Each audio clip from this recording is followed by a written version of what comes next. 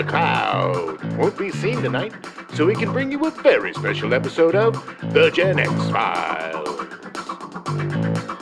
Welcome to The Gen X Files. I'm Jim. I'm Adam. And today we've got a little bonus show for you. Yeah. It's a game show bonus show. Yeah, it's pretty much everything else we didn't talk about so far this month. Yes, Wow. which is everything. It's going to take, this is a 4-hour show. Yeah, everything. Everything.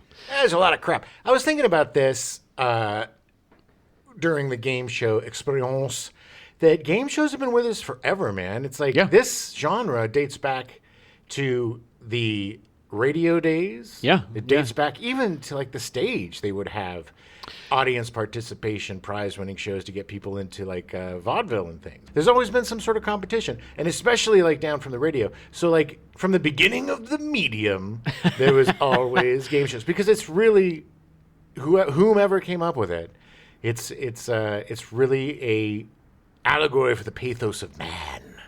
Yeah. I mean, Truth or Consequences was one of those shows that started on radio and then translated to TV. In fact, a lot of the early TV shows were game shows because they were so popular on the radio, and it made people listen. You know, I mean, you would listen because you might win something. And well, it's also, you know, with any beginning of any medium, they pretty much ape the other. Like, you know, so they didn't really know what to do with television.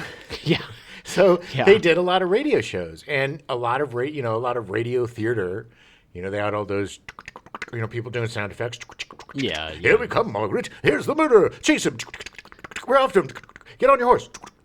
Foley, is that what you're talking about? Well, no, they would. Yes, but it would be an immersive radio experience. Yeah, of course. You know, but then they had to show it, and then that's a lot more effort than a guy just sitting at a desk ringing bells and bumping coconuts together to make horses run. Yeah. So, but the game show was an easy one-stage environment where, you had a 2-camera, 3-camera, maybe. Like, I mean, that's the way a lot of the early stuff was. You know, essentially stage plays that they were just putting on. Well, yeah, and it's a game shows are cheap. Yes, you know that is 100%. You got a host. You don't got to pay the contestants if they win or lose. You know, you put them up in a hotel if they're from out of town or whatever. But back then it was like 8 cents to be in a motel. You had to build one set. Like it was minimal production crew. Like it was easy. It was easy to do, and people loved it. I mean, people loved the shows. Yeah, because it was, you know, a chance for the regular guy. To be on the medium. You know, and it's you know what's funny is, the internet didn't spawn a ton of game shows. No. I really thought like YouTube would have like, there'd be like homemade game shows and stuff.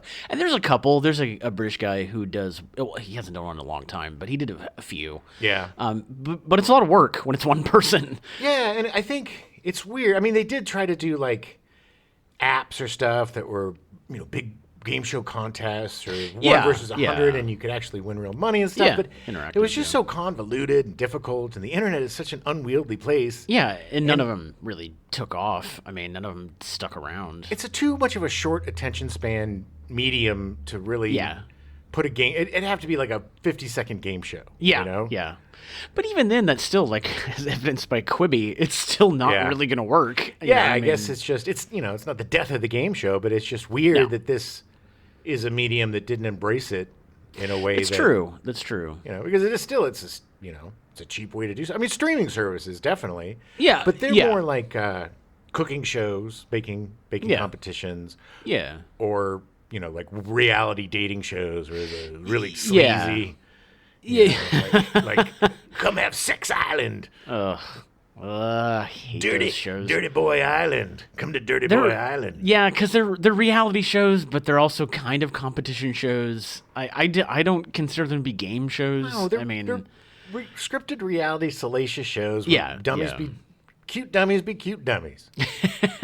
Which is funny because that really reality shows and how scripted they are is an indirect offshoot of the whole quiz show scandals in the 50s. And the fact that after the 40s, because TV came up around like 47, 48, and not a lot of people had TV, but they had to have content. Sure.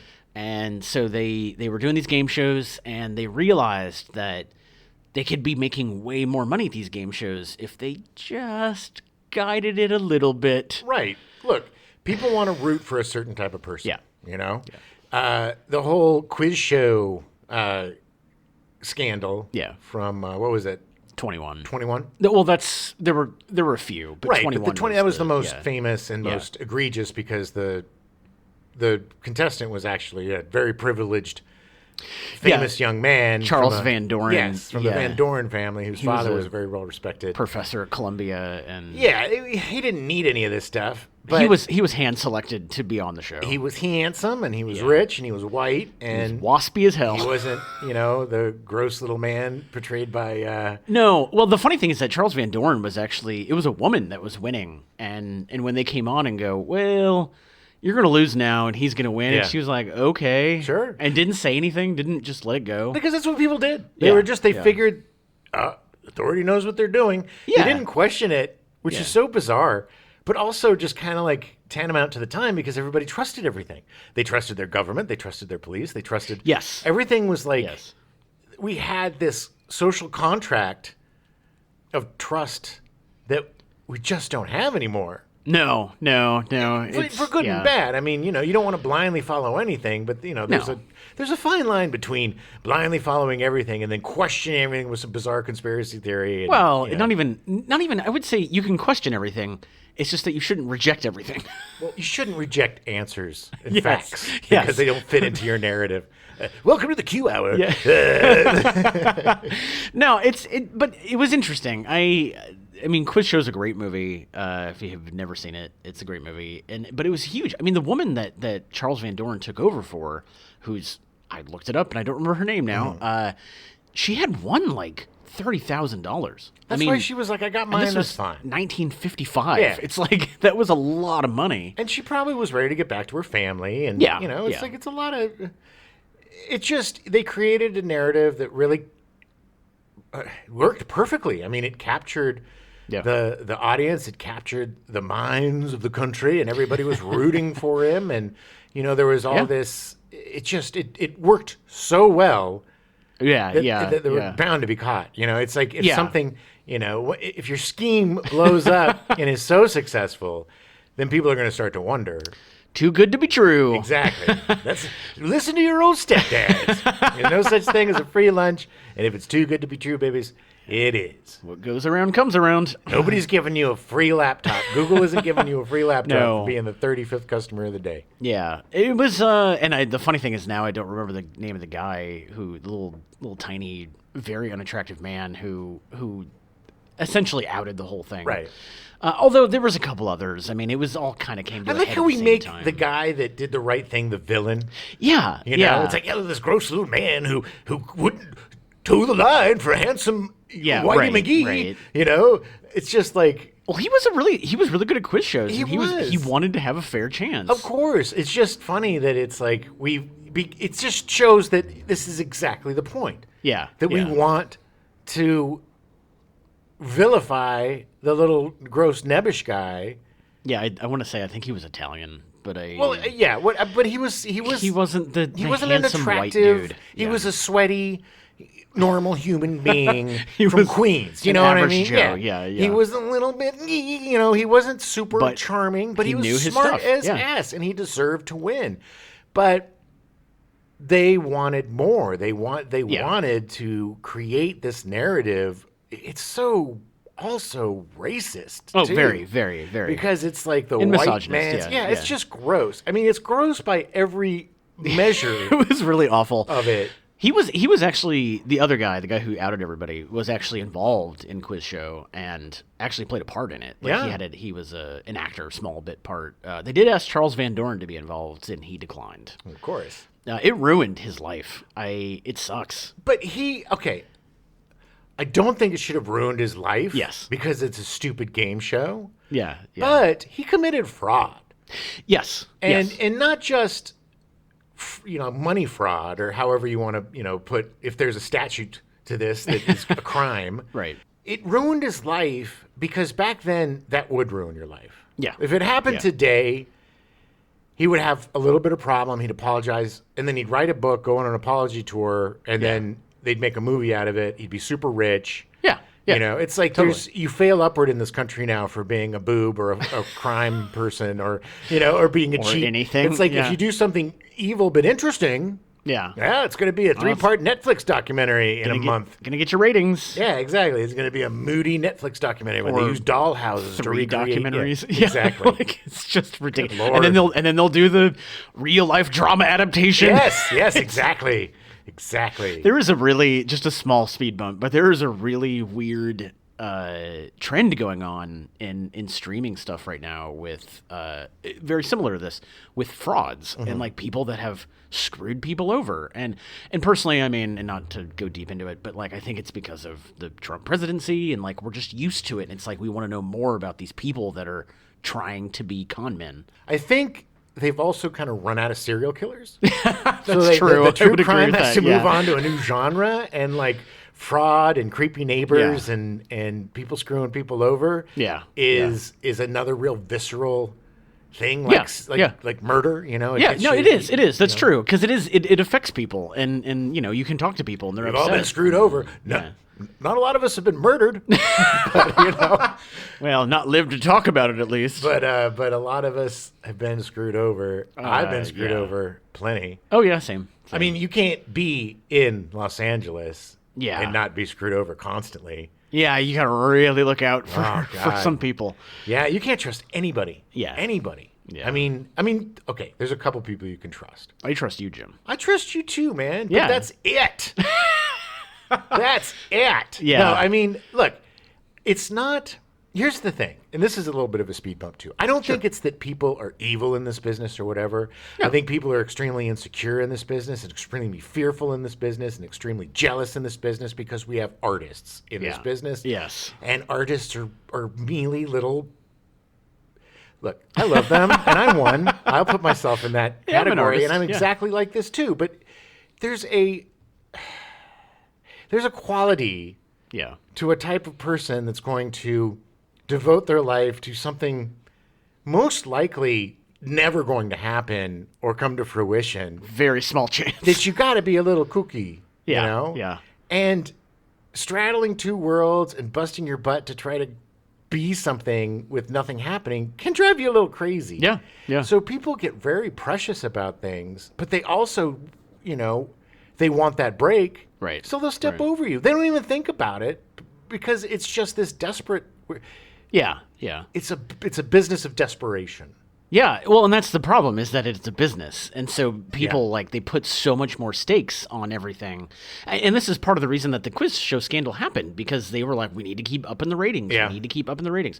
This tall, white Columbia professor is going to get more ratings. And maybe he doesn't know all the stuff, but it's okay. We'll give him some answers. It's fine. Well, we need to satisfy the sponsors. Yeah, yeah. You know, the dishwashing liquids and the and the Dove soaps. Yeah, the Dove soap. You know, they The cigarettes. need to. If they're not selling more soap, then they're not going to sponsor Yeah. your show. Yeah, I mean, yeah, at the end of the day, you're going to lose sponsors, and you lose your money, and you lose your And- revenue, and what do you do? And the sponsors, strangely enough, a little racist back then. They No.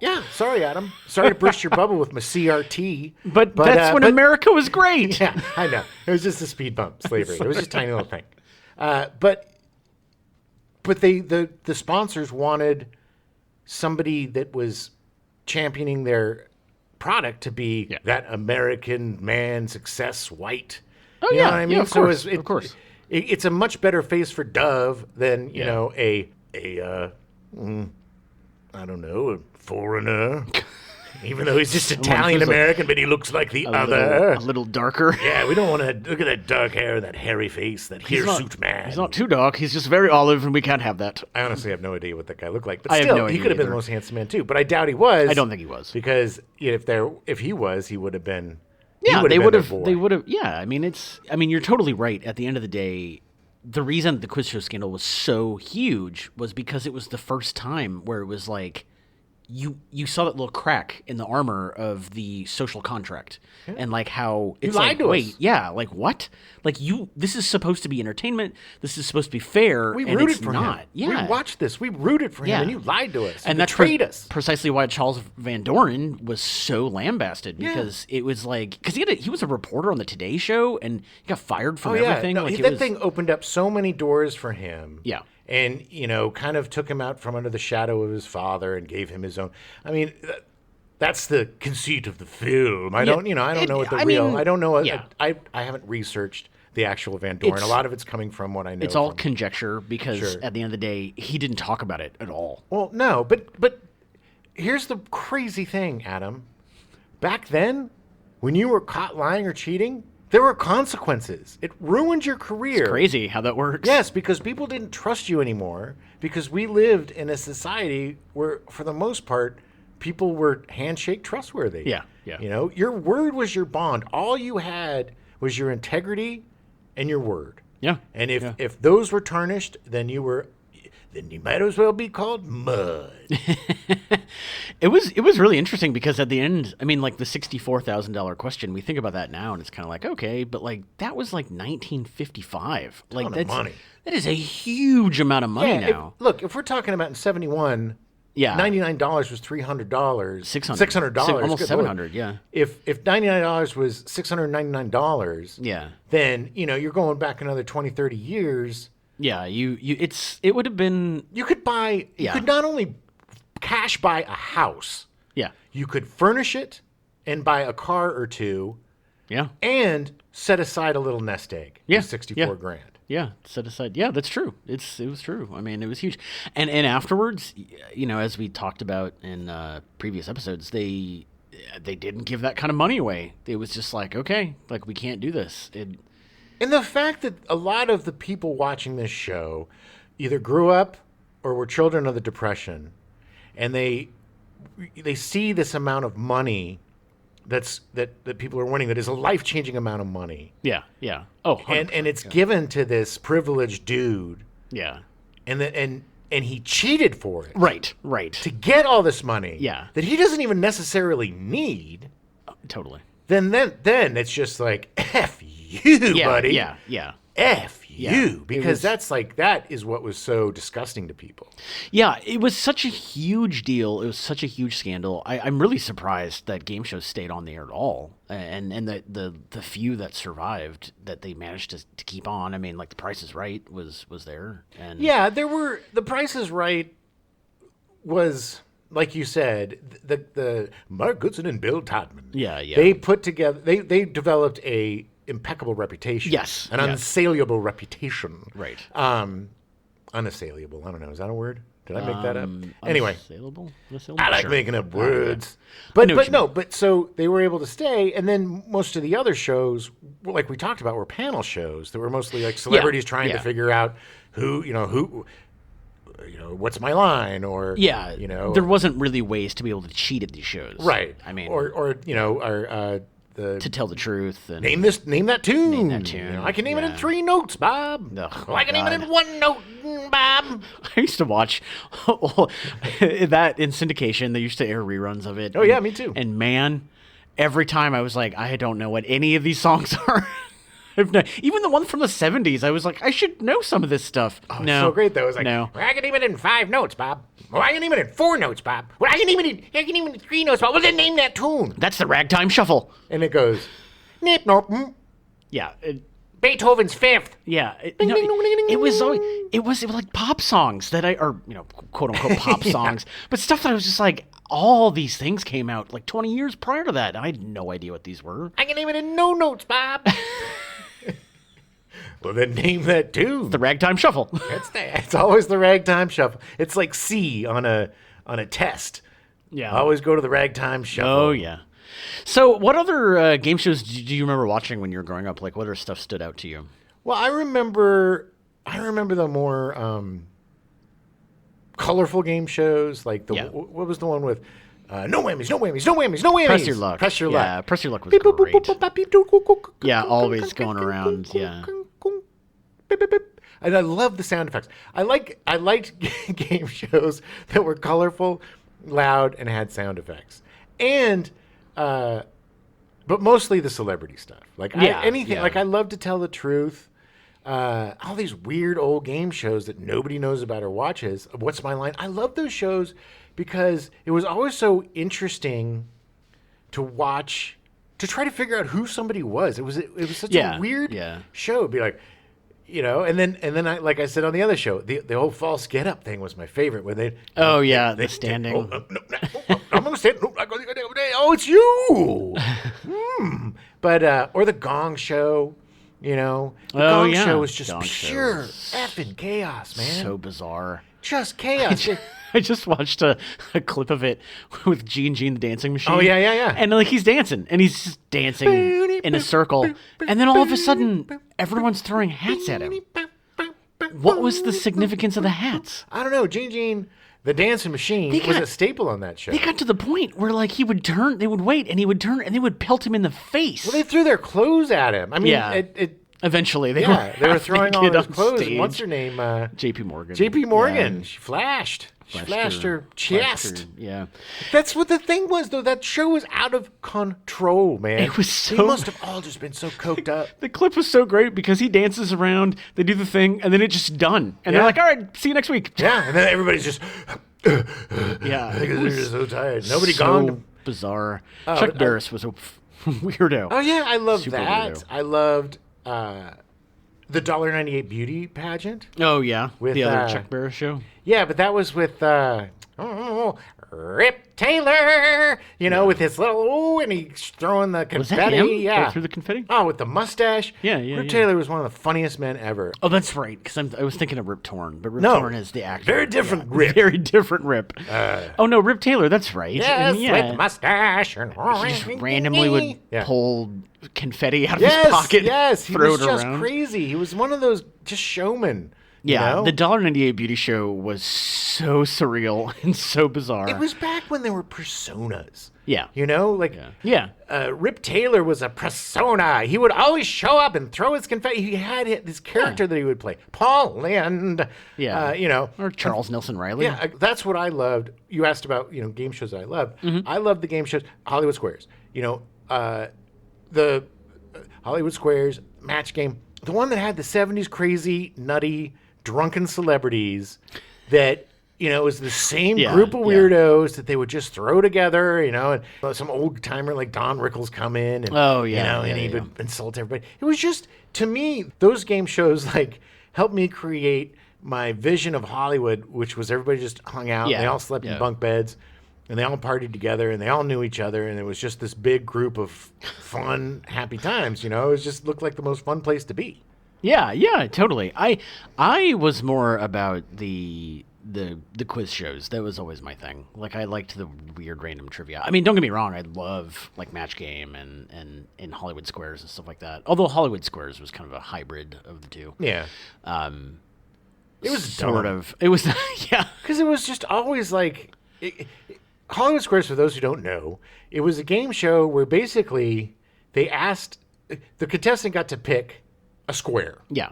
It was tic-tac-toe. Celebrity. Yeah, it was they would pick a celebrity square. Okay, so you have Barbara Eden. And then Barbara Eden. It would be like, all right, Barbara. So a mile is 17,000 feet. Is that true or false?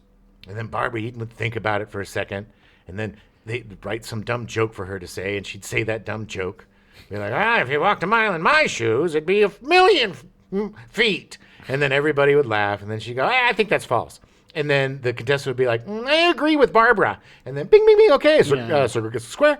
And so it would basically be playing tic-tac-toe where the celebrities would answer. And then the celebrities would obviously answer wrong.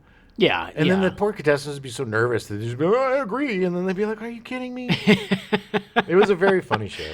There are not 1,000,000 feet in a mile. No. But I also like $25,000 Pyramid.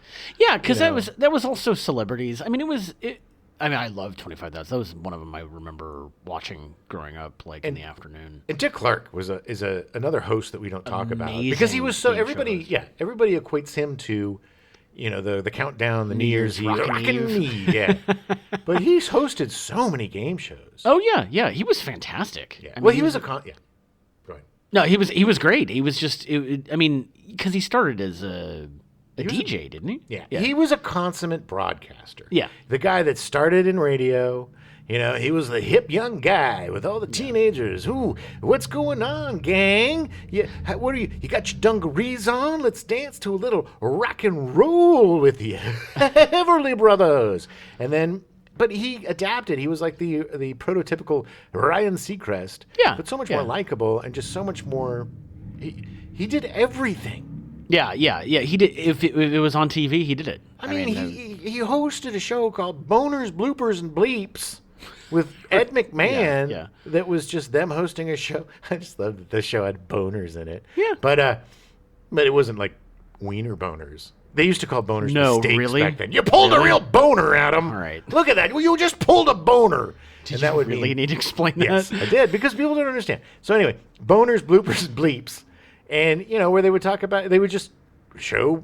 Bloopers from TV and film and commercials and stuff. Newscasts and stuff. Yeah, there was a couple of specials that way. Yeah. But it didn't matter. It could have been like a show about euthanizing puppies, and they could have had Dick Clark host it, and he would have been a professional and done a great job. Yeah, he was one of those like Regis Philbin was one of those broadcasters. Yep. It was just somebody that they started on radio way back in the day, and then they got into TV and. Next thing you know, they've been on TV for a billion years. Yeah. And Ed McMahon, I mean, he was the sidekick for Johnny Carson for many, many years. But before that, he was a broadcaster. And after that, he was a pitchman for just about everything. Oh, yeah. He would show up everywhere. Gold. Turn in your gold. Turn in your gold. Also, he was the original publishing clearinghouse guy. Yeah. Publishers Clearinghouse, that's what it is. Ed McMahon shows up at your door. Here's your RV and your $1 million. Buy magazines and you might win $1 million. Hey, you got a whiskey for your old pal Ed? There were some really great game show hosts that were just game show hosts. Yep. Like Bert Convy. Yeah. It was fantastic. Amazing. You could have that job. Yeah. You could have that job. There's enough game shows that you could be a professional game show host. It was like being a weatherman. Yeah. Which, apparently you don't really need anything to be a weatherman. No, I have a good friend who's a weatherman. Yeah. And he's a very good weatherman. Does he have a degree in meteorology? I don't think he does. He may have gotten his degree, but he got a break, and he was just really good at it. And I just finished watching Small Town News, the HBO documentary about Pahrump. And the first episodes are great, and then it ends in the pandemic, and so then they come back. It's like literally everybody's left, and they have new people. Yeah. And the weatherman they hired was just the wife or the husband of the anchor, Yes. and he's like, "Yeah, I can do this." That's his whole thing throughout the whole thing. He's like, I can do it. Sure, whatever. They just throw that poor guy into everything. But it was so great because it was like, yeah, that's really weatherman. That's kind of how it is. You just look up the weather and then talk about it. And especially now that everybody has apps and craps, it's just you don't even need a weatherman. Yeah. It's like the traffic guy.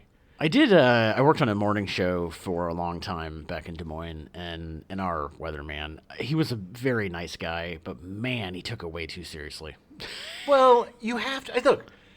There's certain careers, I think, if you don't have the capacity to not take yourself seriously and realize you're just doing a silly job that really doesn't matter, then you should have that job. Yeah. But if you need to think that your work matters in the world, don't take that job because you're just going to be an insufferable jerk. No. The weatherman, his job is to tell the weather, to go to openings of clubs or stores, pet stores, or pet adoption, pet adoptions, days, to the go fair, to 100%. Go to the fair to introduce Ario Speedwagon on the main stage.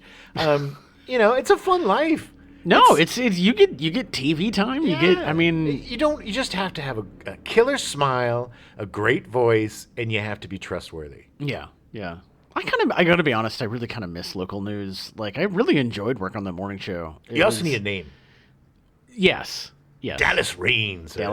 He's a local LA guy. Johnny Thunder. Johnny Mountain. I think there was a Johnny Mountain. Sure, there was a Johnny Mountain and a Johnny Thunder. Do you think it's his real name? Thunder Mountain. Mountain? Yes. Johnny Mountain. So, Jim, I'm taking a new job, and my name is Thunder Mountain. Nice. Are you a weatherman? No, I'm just like Thunder Mountain. Yes. Rainy Sleets. No, That's nobody would. I'm going to be Rainy Sleets. Nobody would hire Rainy Sleets. I'm going to be Drizzle Smog. Oh my god. Yeah, this is Drizzle Smog with your weather. No, it's gotta be like it's like Jimmy Prairie or something. Like Jimmy Thunder. Jimmy Thunder. Jimmy Okay. Lightning. Jimmy Thunder Jimmy Mountain. Hailstorm. This is Jimmy Hailstorm with the weather. I am in a hailstorm. I literally named myself this just to be in a hailstorm. I would love to host a game show. I would love it.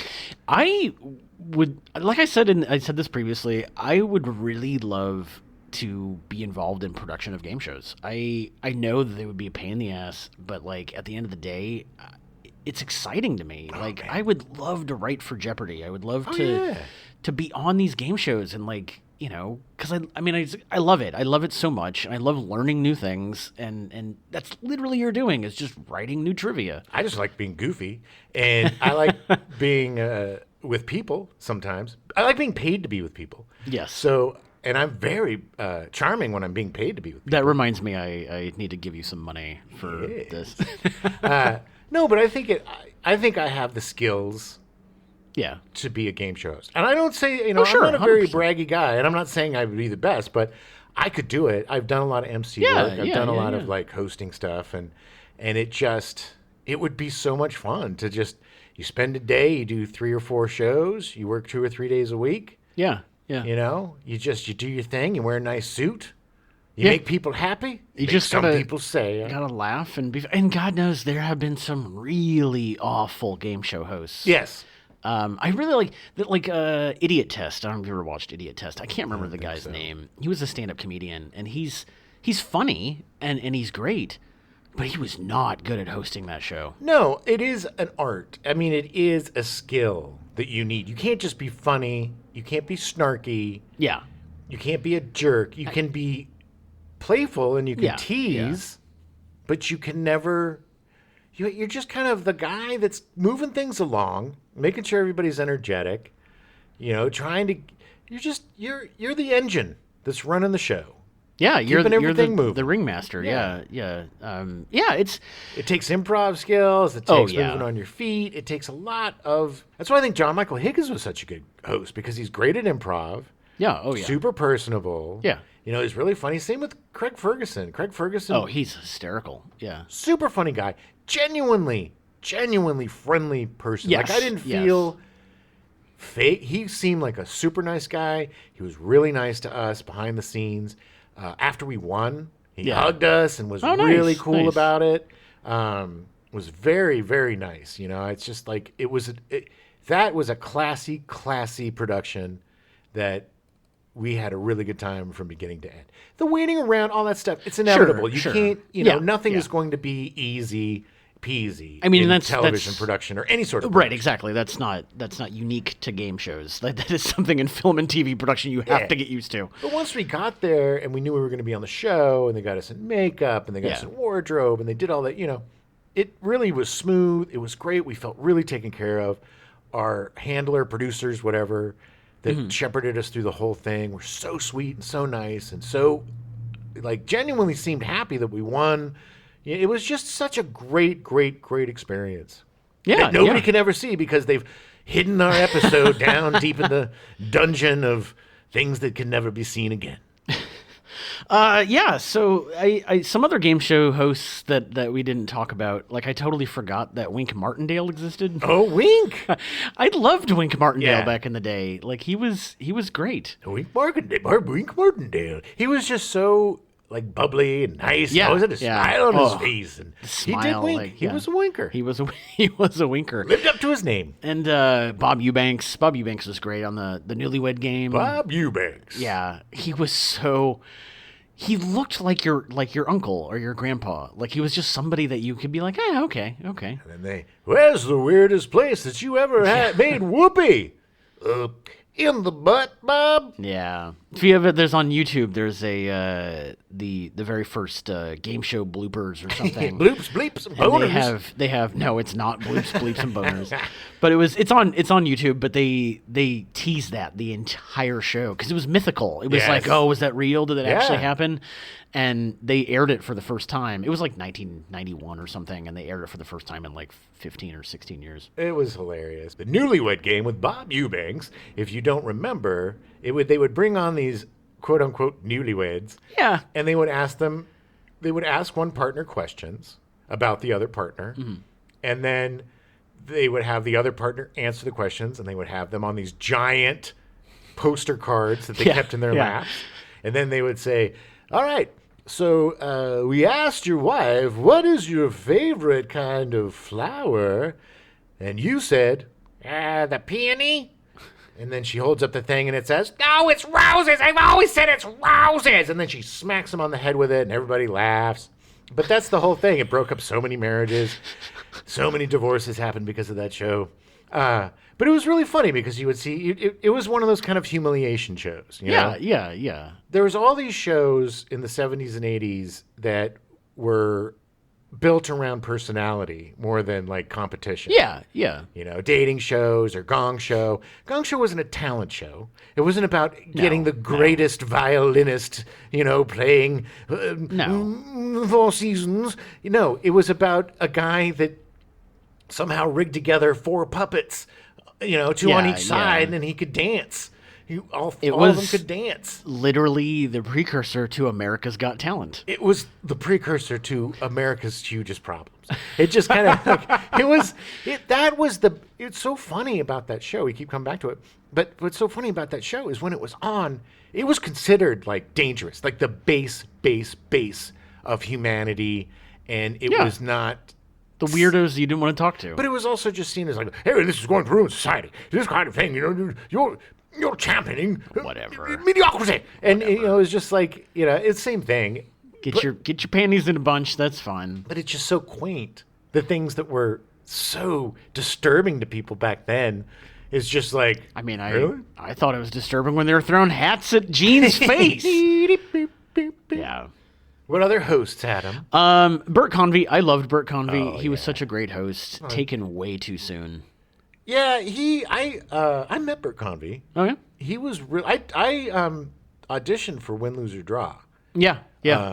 Which and- was him and Burt Reynolds. Yes. Made the show together. It is based on Burt Reynolds' living room, which Yeah. is such baloney. I But just love they literally called it Burt and Burt Productions. yeah, which is so great. That was like Burt Reynolds' television heyday. He was Yeah, He had oh, like yeah. Evening Shade. And he had a good transition. Burt Reynolds. Yeah, He he had a was good great. career. Burt was great. I mean, you wouldn't expect it, but he was like, yeah, why not? Let's get into this. Yeah, no, Burt Convy was he was so personable. He had that. He wasn't flashy. No, he was very man next door, neighbor Yeah. next door. Yeah. Yes, he knew how to sit back and let the other people shine. Yes.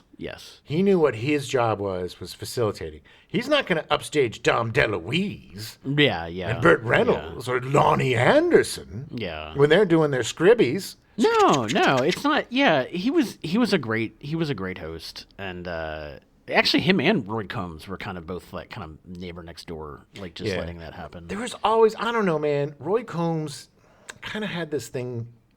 There's a darkness to him, baby. No, I'm Of course serious. there was. I mean, we've been borne out by the fact that he killed himself. But it was not, he couldn't hide it 100%. Like, those other guys can pretty much hide it, but there was something in his eyes, Yeah. something in him that when you look back at his shows after what he did to himself, Yeah. it doesn't seem completely out of the... Right. But I right. guess, you know, with anything, there's always clues afterwards. Armchair quarterbacks. Yeah, He ended yeah. up killing himself. He ended up beating himself in the head with a brick, Yeah. which didn't kill him. No. It got him in the hospital or whatever, but then once he got out, he killed himself. Yeah, he went out to a field and like I can't remember what he did. I don't either, but, it was, yeah. It was very odd and very strange. Jesus, man. But yeah.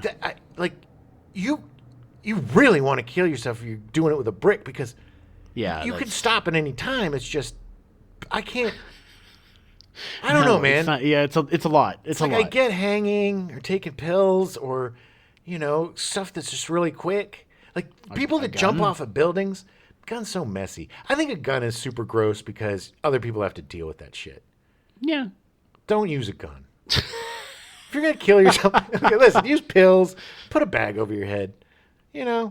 Do something that's not going to be super messy and traumatic for the people that find you. Don't be Roy Combs. This is yours. Or Ray Combs? The more No, you Roy know. Combs. Boo, boo, boo, boo. Suicide. Don't. Kill yourself. Yeah, I don't know, don't. unless It's you really not want worth it. it. No. Yeah.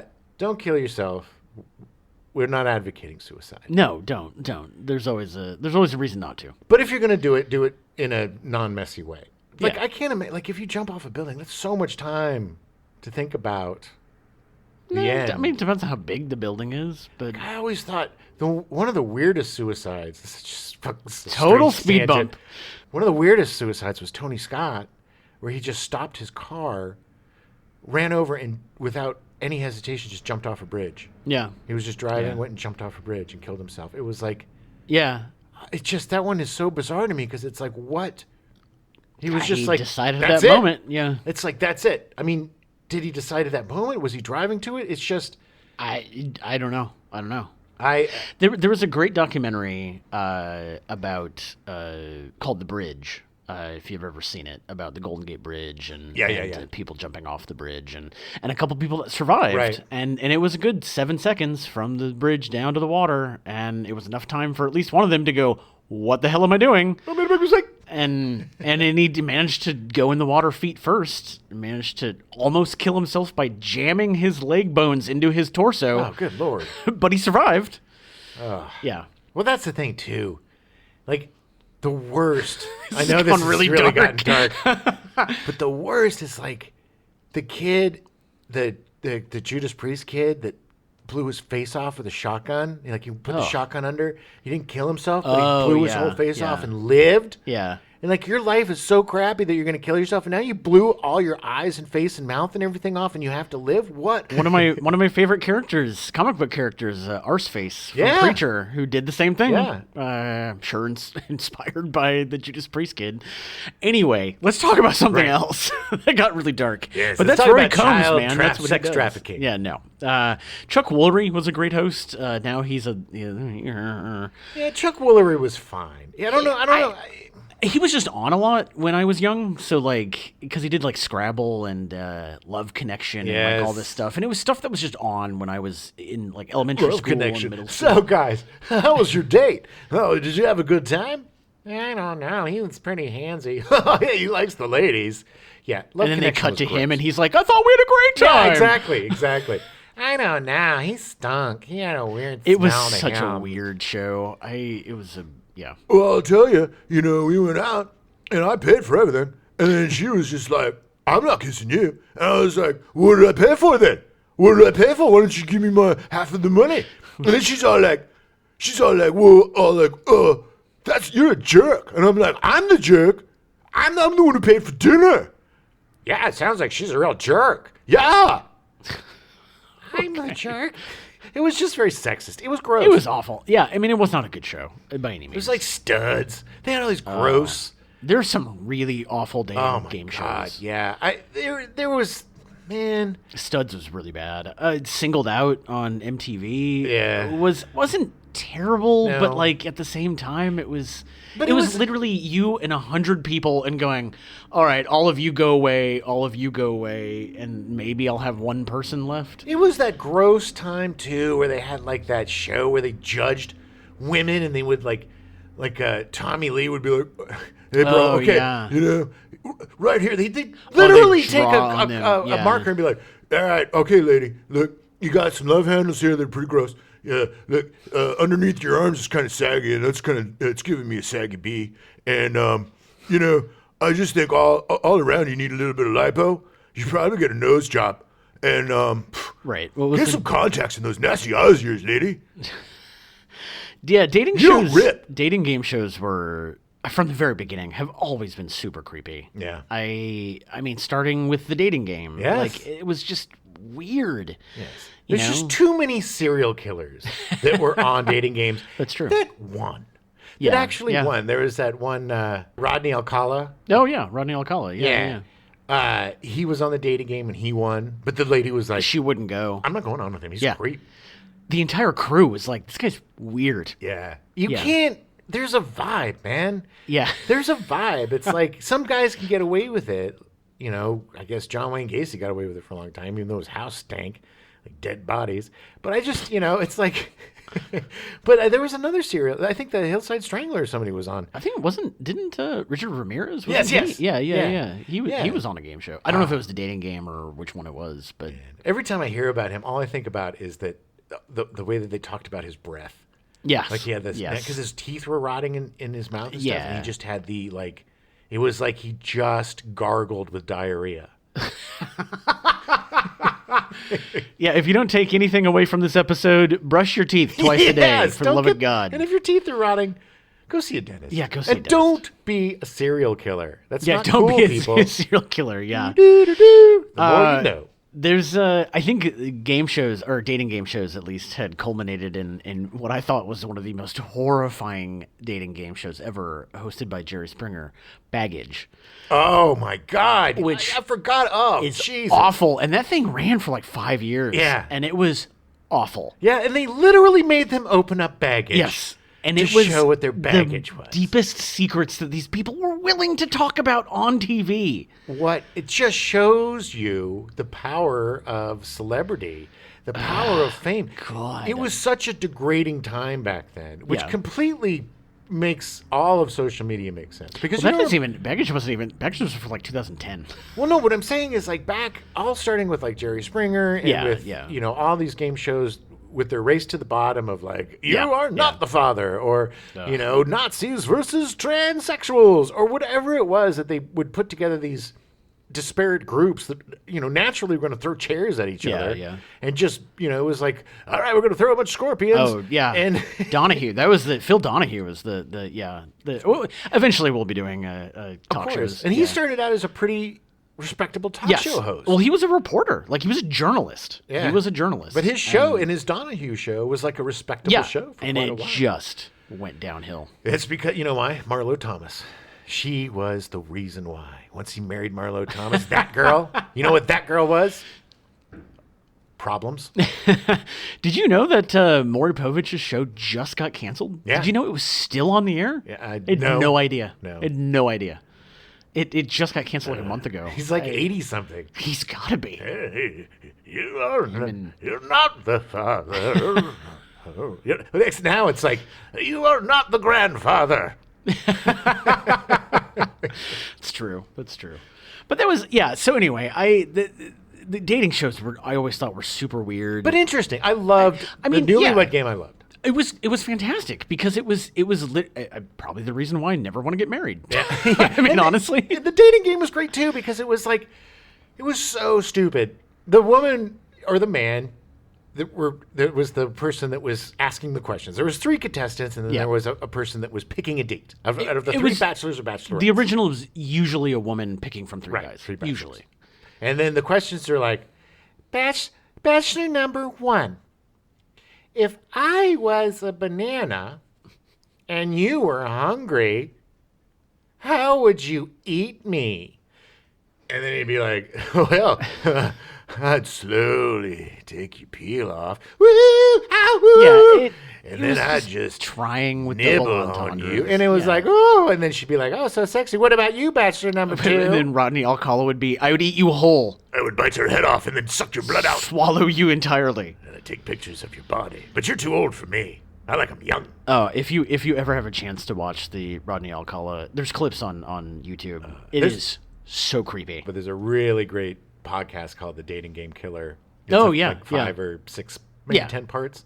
But it's a really good podcast. Nice. Just dedicated to that if it interests you. But yeah, the dating game was just so dumb. And but like you would see John Hamm would be on, or you would see some of your favorite celebrities when they were young studs, just looking like goofballs with their crazy 80s haircuts. My favorite thing, and the only thing that I think Dating Game was good for, was that it spawned the Whose Line Is It Anyway improv game. Yeah. of the really weird people on the dating show, which was always my favorite. I mean, it was funny. Whose Line Is It Anyway was a show. It was originally in England, and when Comedy Central first came on board, it was basically they would play Whose Line Is It Anyway 10, 12 hours a day. Yeah. And then and then at night it would be like Craig Kilborn and reruns of something stupid. Talk Soup or yeah, something. Yeah, exactly. Yeah. All these, I think Talk Soup was E. Oh, I think you're right. I think. But anyway, so Whose Line Is It Anyway, the American version at least, because they would play the English version on Comedy Central. Yeah. And then they made an American version. It started in the early 90s. Yeah. And then they started an American version with Drew Carey hosting. Yeah. And it had Ryan Stiles, who was also on the Drew Carey show, and Colin Mockery, they were both on the original. They were on the British version. They were on the British version. And then there was also Wayne Brady. Yeah. And Greg Proops was always my favorite. Yeah.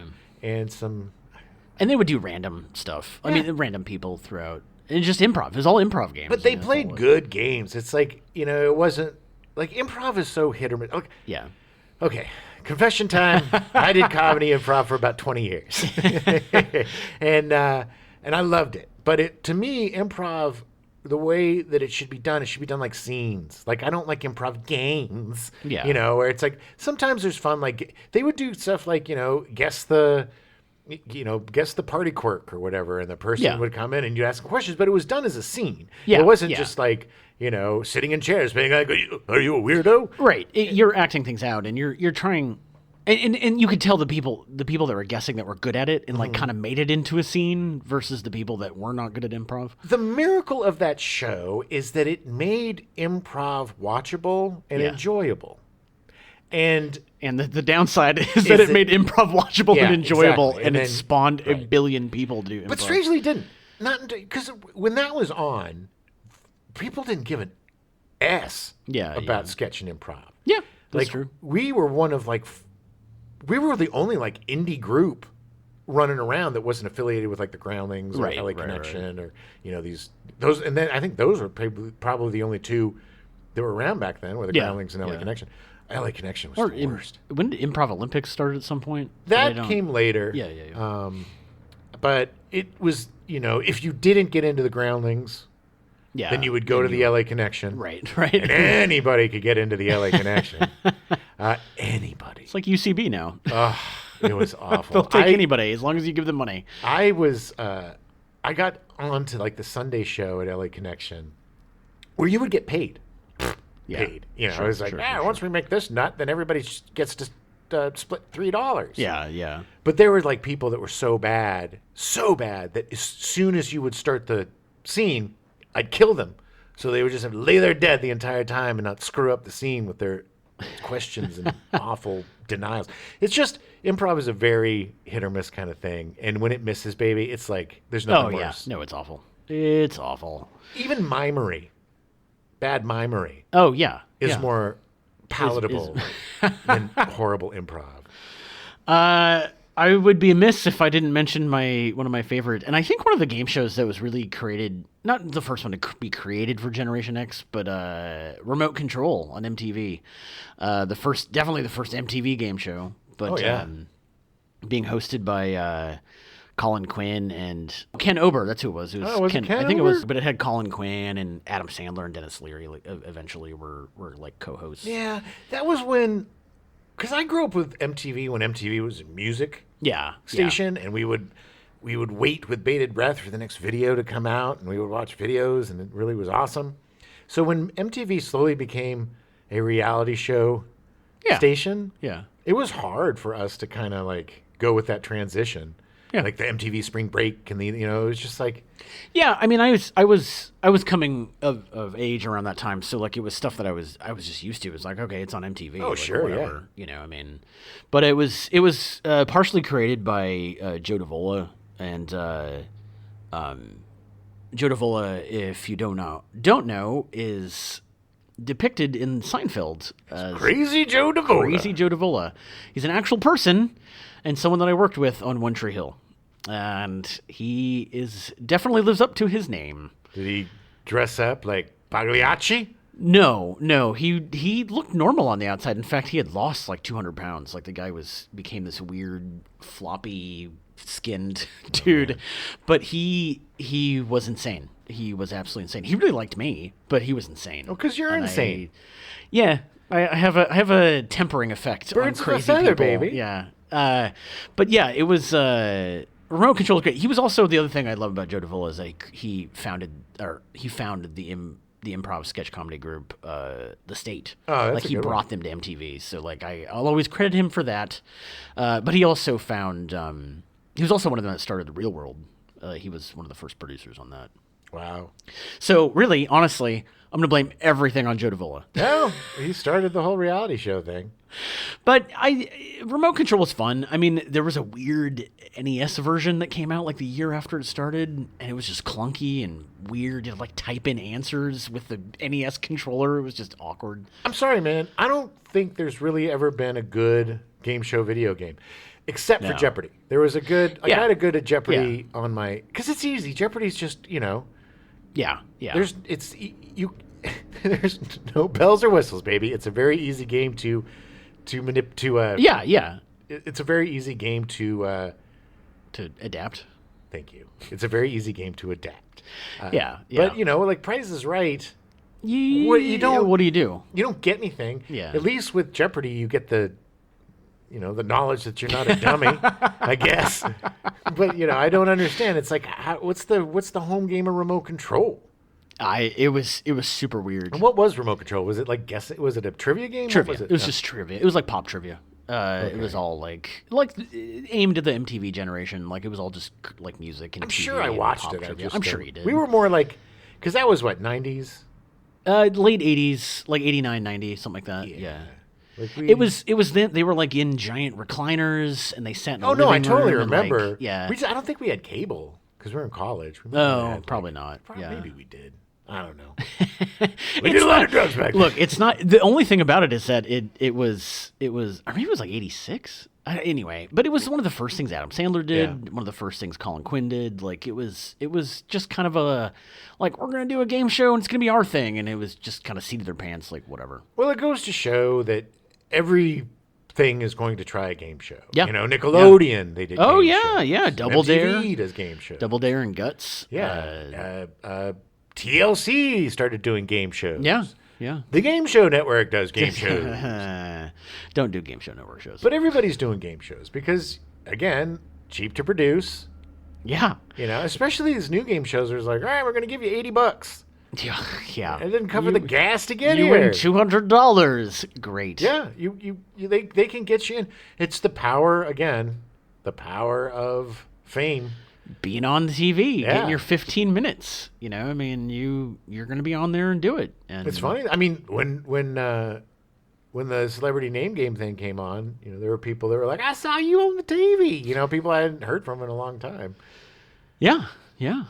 Good thing. I was glad they had a lot of makeup. All right. Well, we're pretty much out of time. So, is there anything else that you want to mention before we head out and end our game show month? No, it was fun. I really enjoy. It's funny. I enjoy game shows through you more than I enjoy them of myself. Like Yes. your love of game shows is contagious. Yes. And it makes me want to watch game shows. And that's the cool kind of I'm not going to say obsession, but that's the cool kind of fandom. Yeah. Is yeah. the fandom that is contagious rather than the fandom that is toxic and makes you want to stay the hell away. Yes. Like the Star Yes. Wars fans. They're like, oh, you ruined my childhood. But you're not like that, man. No. I mean, No, but you make it, yeah. It's like and I think game show fans are like that because it lends itself to empathy and wanting people to succeed. Yes. And Yes. positivity and good energy. Unless you're cheating, but it's like Well, I think it's a hopefully very positive, cool thing. I think the reason why game shows are going to continue is because I think they're not just because they're cheap to be made, it's Yeah. because they really make people happy. And there's not a lot of stuff that does that these days. they provide a level of hope That it's like, yes, Exactly. I can do this. You Yes. can do this. I can somehow, in this dreary world, punch through and Yeah. have a little bit of success. Yeah, You know? exactly. And people can watch me do it. And they can Yeah. feel good too. Exactly. The $1.98 beauty hour, Beauty show.